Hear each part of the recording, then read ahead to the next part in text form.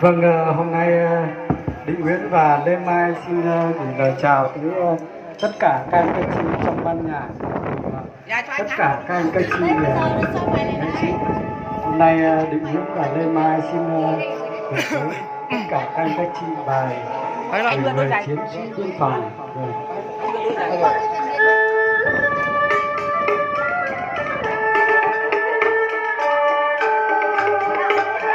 Tạm biệt em anh lên đường xa biên giới, đã mấy mùa vài ngọt nhãn thơm.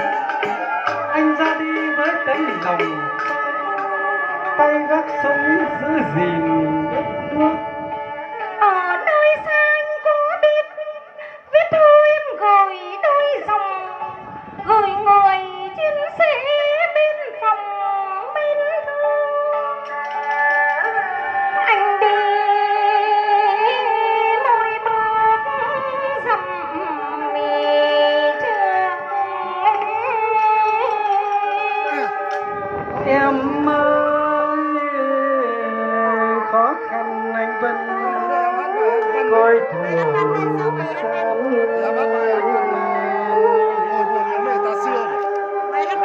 Dù gió núi mà ngàn vật và tuổi xuân mới một lòng theo đảng ngày đâu quản đảng tiếp bước cho mùa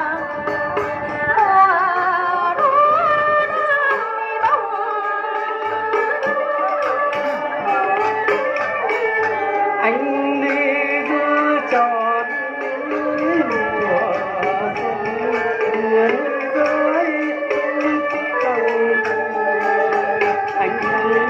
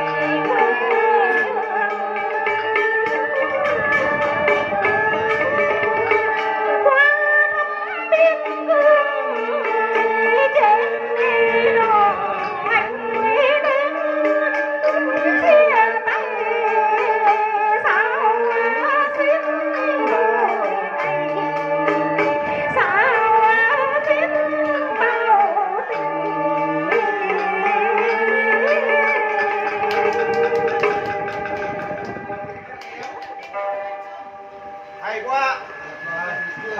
Trên cả tuyệt vời.